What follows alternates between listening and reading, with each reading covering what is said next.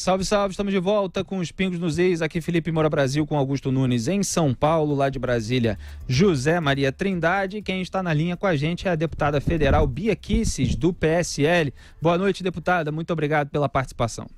Boa noite, Felipe, boa noite, Augusto e Zé Maria.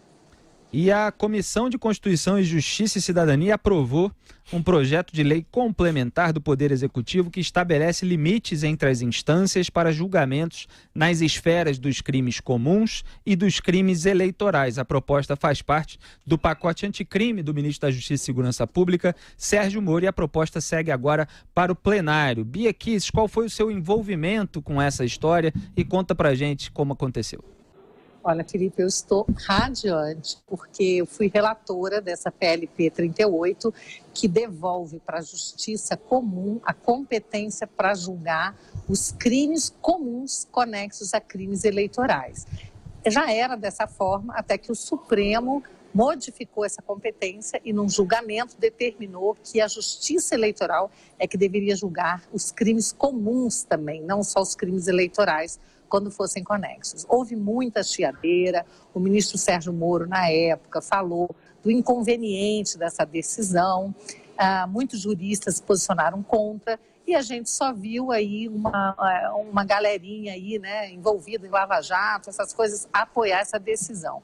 Então, esse projeto, ele faz parte do pacote anticrime do Sérgio Moro, e desde o início dessa legislatura, que nós tínhamos colocado como meta, passar da Previdência, aprovar o pacote anticrime. Esse foi o primeiro do pacote a ser aprovado, então eu estou muito feliz, foi aprovado na CCJ e agora irá a plenário.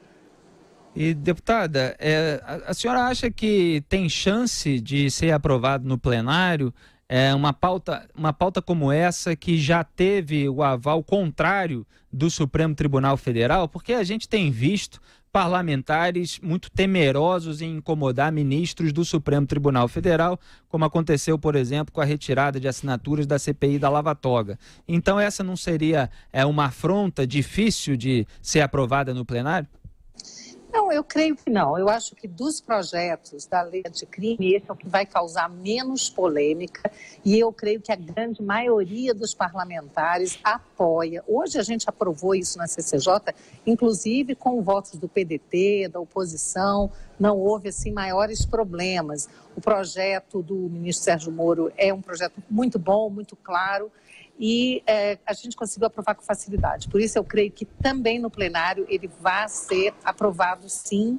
Claro que vai haver uma certa chiadeira aí de uma parte da oposição, mas a gente vai ter maioria para ele.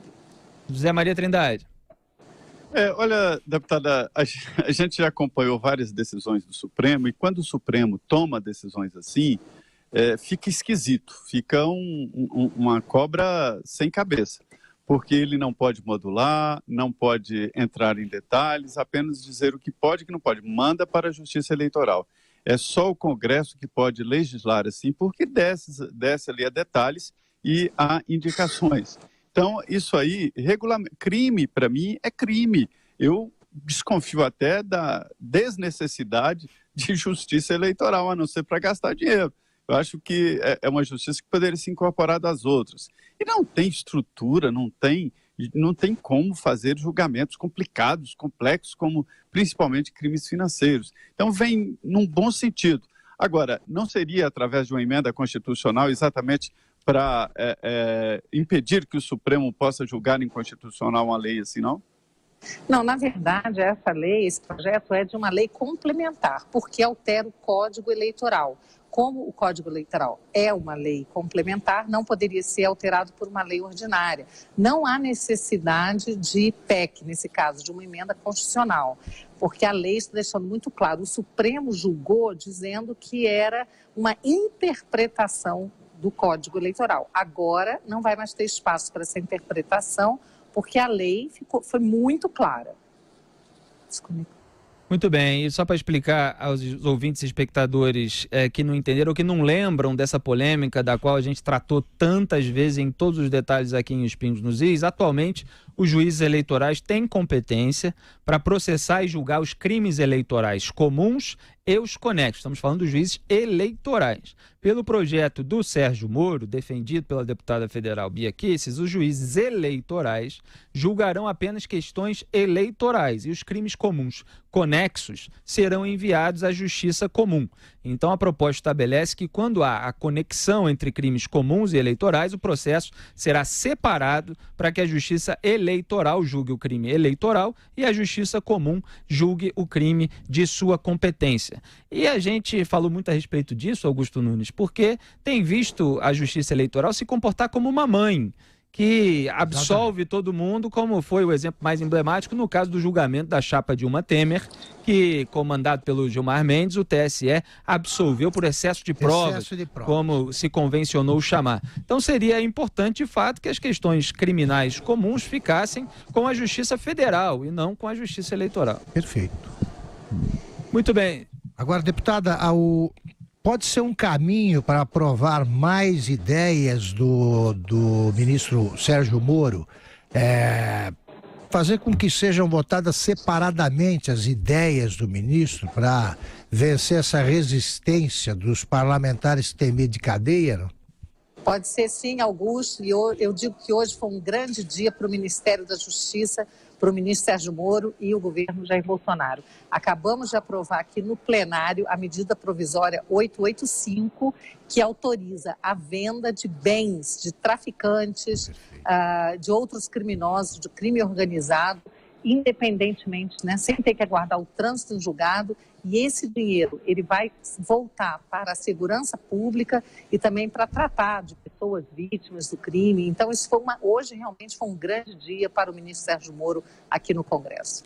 E a senhora deputada acredita que é possível reverter em plenário a derrubada do excludente de ilicitude dentro do grupo de trabalho que analisa o pacote anticrime? A gente tratou ontem desse assunto aqui com o deputado Felipe Francischini também. Ele acredita que é possível que haja essa reversão, lembrando que é aquela proposta em que num artigo se diz que o juiz poderá reduzir a pena de quem reagir a um ataque por excusável medo, surpresa ou violenta emoção. Aquele grupo de trabalho criado pelo Rodrigo Maia ali com Paulo Teixeira do PT, Marcelo Freixo do PSOL, várias pessoas que sempre foram muito brandas no trato da criminalidade acabaram derrubando isso. É possível reverter?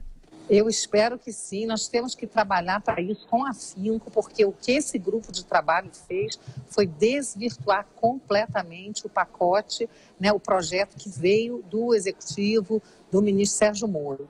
Foi um estudo técnico que foi feito pelo Ministério, veio para cá. Claro que o Congresso poderia aprimorar uma coisa ou outra, mas o que eles fizeram foi trucidar, fazer um remendo, ficou um Frankenstein naquilo ali, um Frankenstein. Então, a gente espera conseguir reverter, até porque eu tenho dito que o direito à legítima defesa, ele é decorrente do próprio direito à vida. Então, não é possível que se puna, como hoje se pune a pessoa que reage contra uma violência, uma agressão injusta na defesa da sua vida ou de outrem. E, deputada, agora a gente está vendo a votação da reforma da Previdência no Senado Federal e há algo que os deputados podem fazer para pressionar, para que haja mais votos a favor da reforma da Previdência entre os senadores? Olha, eu acho que não só os deputados, a comunidade, a sociedade precisa pressionar. Eu digo o seguinte, estando aqui dentro, a gente vê que a pressão das ruas ela é muito forte, ela acaba fazendo com que pessoas mudem de voto, tá? Então, eu sempre estimulo as redes sociais, a sociedade a não desanimar, a não desistir. A gente sabe que está vivendo um momento muito complicado, em que a sociedade está sofrendo ataques, né? Ataque do legislativo, ataque do judiciário, mas nós não podemos desistir como cidadãos, nós temos que continuar firmes, sempre lembrando aqui um ensinamento de Mao, que é o seguinte: vence a batalha quem luta mais 5 minutos. Então a gente nunca pode esmorecer, minha gente. Zé Maria Trindade, alguma pergunta? A deputada Bia Kicis é vice-presidente da Comissão de Constituição e Justiça e é a primeira vez que ela é eleita deputada e chegou aqui, chamado sangue novo do Congresso Nacional. Deputada, a gente falou aqui agora há pouco sobre a militarização das escolas e o projeto cívico-militar do governo. Aqui no Distrito Federal está funcionando esse tipo de escola? Está sim, o projeto inclusive é ter 40 escolas militarizadas, é um projeto fantástico que pode inclusive servir de modelo para todo o Brasil. São escolas vulneráveis, né? Crianças em situação de vulnerabilidade, onde não há nenhuma ordem, onde o professor apanha de aluno, coisas terríveis acontecem, e com a militarização o que acontece é que imediatamente é imposta, é colocada uma disciplina, as notas dessas crianças aumentam e elas passam a se inserir na sociedade de uma outra forma e passam a ter um futuro, né? Pelo futuro do nosso país, eu acho que esse é um projeto muito interessante. Há resistências aqui, né, por parte de professores e sindicatos? Há alguma resistência, sempre por parte de sindicatos, tá? Isso que eu digo para você. E aqueles professores ligados a sindicatos. Eu participei de várias audiências públicas, inclusive na Câmara Legislativa do Distrito Federal.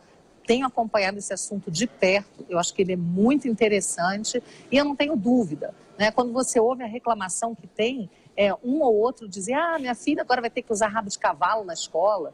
Bom, que importância isso tem, né? O mais importante é que você não vai ter menino usando saia em sala de aula, você não vai ter criança, adolescente batendo em professor e você vai ter alunos aprendendo a matéria. Isso é que é importante. Deputada, a gente exibiu ontem aqui quase que um popurrí de participações do Glauber Braga, xingando o juiz Sérgio Moro de ladrão, atrapalhando uma comissão com o Paulo Guedes, exaltando Marighella na votação do impeachment de Dilma Rousseff. A senhora que tem acompanhado aí as comissões, o que acha do comportamento do deputado do PSOL? Olha, Felipe, eu estive presente às duas sessões, a do ministro Sérgio Moro, quando ele chamou de ladrão, e aí a gente se levantou e a gente partiu mesmo para cima para impedir que ele desse esse tipo de tratamento ao ministro, totalmente desrespeitoso.